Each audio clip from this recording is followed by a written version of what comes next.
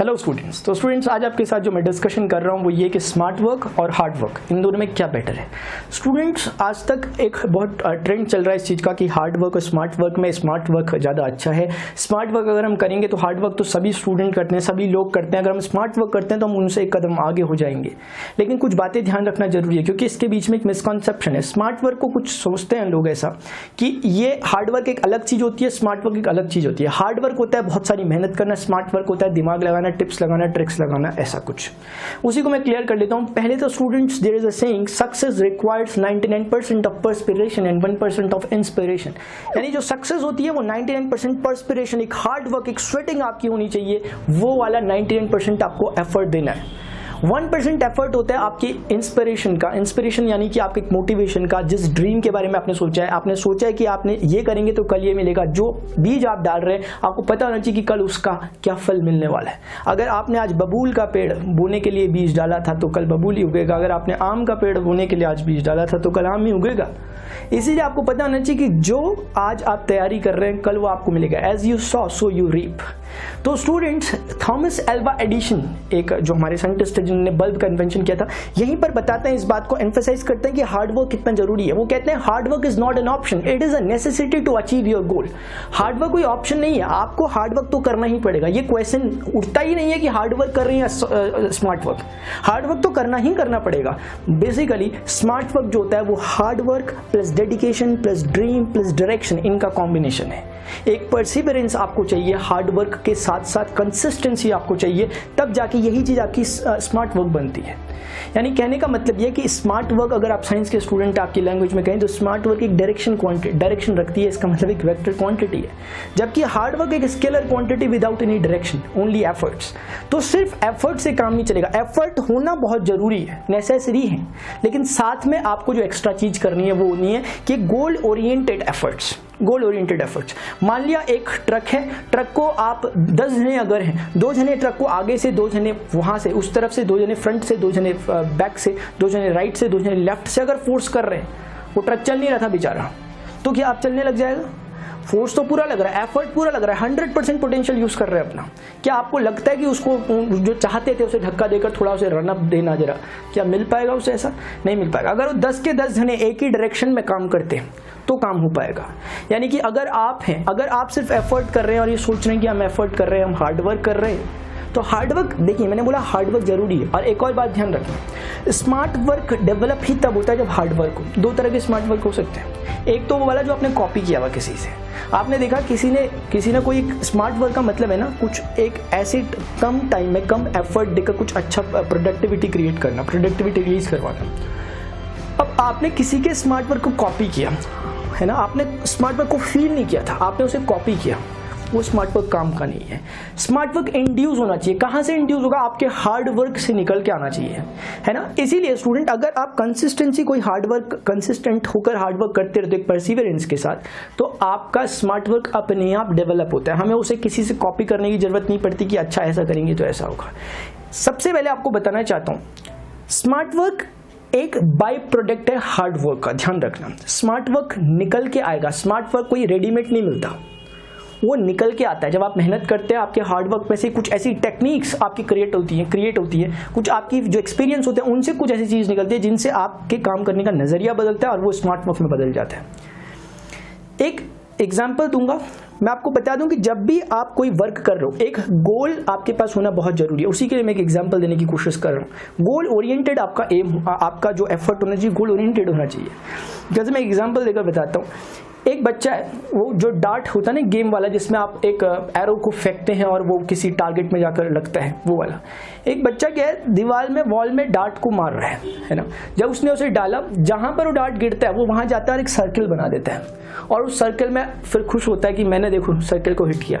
फिर डार्ट फेंकता है, जहां भी वो लगे दीवार में वो वहीं जाकर एक सर्किल बनाता है और फिर बोलता है देखिए मैंने टारगेट को अचीव किया। क्या सच में ये टारगेट अचीवमेंट था? क्या ये सच में गोल अचीवमेंट था? नहीं था।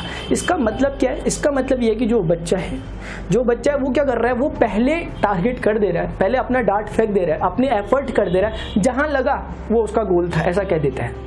कहीं हम भी तो ऐसा नहीं करते, कहीं हम भी तो ऐसा नहीं करते कि गोल पहले डिसाइड ही नहीं करते और बाद में हमारे एफर्ट करने के बाद जो भी हमें मिल गया हमने कह दिया अरे यही हम चाहते थे, यही हम करना चाहते थे, देखो हमने कर लिया।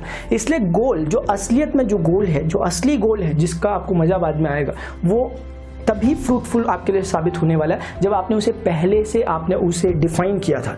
पहले से आपने डिफाइन किया था कि मुझे इस जगह पर हिट करना है, आपने किया, थोड़ा इधर उधर हो भी गया तो एक सेटिस्फेक्शन रहेगा। लेकिन अगर आपने कुछ सोचा ही नहीं है मुझे कहाँ मारना है, बस फेंक दिया और वो कहीं भी लग गया और आपने वहाँ जाकर सर्कल बना दिया, सर्कल बनाने का मतलब आपने कह दिया कि हाँ ये मैंने अचीव किया, मैं यही चाहता था करना, मैं यही चाहती थी करना और ये अचीव हो गया, तो क्या सच में ये अचीवमेंट है? अचीवमेंट नहीं है। तो इसीलिए स्टूडेंट गोल ओरिएंटेड। आपने बेंजामिन फ्रैंकलिन का स्टूडेंट्स नाम सुना होगा। बेंजामिन फ्रैंकलिन कहते हैं if you fail to plan then you are planning to fail. अगर आप प्लान बनाने में फेल हो रहे हैं तो आप यकीन मानिए कि आप फेल होने की प्लानिंग कर रहे हैं। अगर आप कोई प्लान नहीं बना पा रहे हैं तो आप फेल होने की प्लानिंग कर रहे हैं। ये बड़ा इंपॉर्टेंट बात समझने लायक है। यानी कि अगर आप किसी भी चीज़ की प्रिपरेशन कर रहे हो, चाहे आप स्पोर्ट्स से रिलेटेड किसी गेम में किसी आप प्रिपरेशन कर रहे हो उसकी, या आप पढ़ाई से रिलेटेड प्रिपरेशन कर रहे हो, या आप किसी एग्जाम से रिलेटेड प्रिपरेशन कर रहे हो, किसी एंट्रेंस एग्जाम से, इन सभी में एक बात बड़ी कॉमन है कि आपको प्लानिंग पहले करनी होगी। पहले आपको उस आने वाला जो आपका फ्यूचर है उसको पहले आपको एक पेपर में आपको एक ब्लूप्रिंट उसका तैयार करना पड़ेगा कि इस प्लानिंग के तहत मुझे आगे बढ़ना है, ताकि आप हर दिन हर सेकंड अपने आप को एनालाइज कर सको कि आपने कहाँ सोचा था और आप कहाँ हैं। क्योंकि होता क्या है कि हम सोचते रहते हैं, अभी हमारे मन में कुछ प्लानिंग है, थोड़ी देर बाद हमारी प्लानिंग चेंज हो जाती है। अगर प्लानिंग चेंज हो जाती है तो इससे होता है कि थाउजेंड ऑफ थॉट्स हमारे मन में आते हैं और हम उस प्लानिंग को एग्जीक्यूट इसलिए नहीं कर पाते क्योंकि हम उस प्लानिंग पर अमल नहीं करते, हम उस प्लानिंग को सीरियसली नहीं लेते। क्योंकि प्लान्स हमारे मन में बहुत बार अच्छे और बहुत बार बुरे प्लान्स आते रहते हैं। आप जिस पर ध्यान देते हैं वही एक्सिक्यूट होना स्टार्ट होता है। इसको ऐसे समझे ना जैसे बारिश होती है। बारिश जब होती है ज़मीन पर तो उससे अच्छे पौधे मतलब जो हमारे लिए यूज़फुल हैं, और ख़राब पौधे जो कि जिन्हें कहते हैं जंगली पौधे, यानी कि जो काम के नहीं है अपने लिए, वो वाले भी उगते हैं। बारिश ये नहीं देखेगी कि कौन सा पौधा उगना, बारिश अपना काम करेगी। जो उगने को तैयार होगा, जो उठने को तैयार होगा वो उठेगा। अब वो चाहे अच्छा पौधा हो या बुरा पौधा। कहने का मतलब यह बारिश कौन है यहाँ पर? बारिश है आपका ध्यान, आपके एफर्ट्स, आपका कॉन्सेंट्रेशन। आप किस पर कॉन्सेंट्रेट करते हो, आप किस पर ध्यान देते हो, आप क्या अच्छी चीज पर ध्यान देते हो या आप बुरी चीज पर ध्यान। दोनों कॉमन है यूनिवर्स के लिए, जो एग्जिस्टेंस है, अस्तित्व के लिए दोनों ही बराबर है। अच्छा और बुरा उसके लिए नहीं है, वो हमारे रिस्पेक्ट में अच्छा बुरा है, हमारी सोसाइटी के रिस्पेक्ट में अच्छा बुरा है।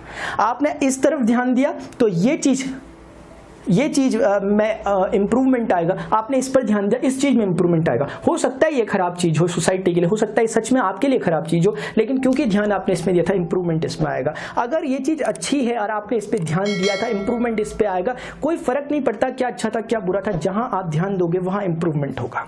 ये एक छोटी सी बात है। तो स्टूडेंट आप ध्यान रखिए, हार्ड वर्क और स्मार्ट वर्क जब हम कर रहे होते हैं तो हमें सिर्फ और सिर्फ एक ही बात ध्यान रखनी कि हार्ड वर्क और स्मार्ट वर्क दो अलग अलग चीज नहीं है। एक ही सिक्के के दो पहलू है, एक ही कॉइन के वो दो हिस्से हैं। इस तरफ हार्ड वर्क, उस तरफ स्मार्ट वर्क। आपको हार्ड वर्क में प्योरली डेडिकेशन के साथ एक गोल ओरिएंटेड वर्क करना चाहिए, एफर्टफुल, और इसी से आपका स्मार्ट वर्क डेवलप होगा और आपको पता भी नहीं चलेगा। स्मार्ट वर्क कोई ऐसा नहीं है कि आपने आज किया और आपको लगा मैंने स्मार्ट वर्क कर दिया।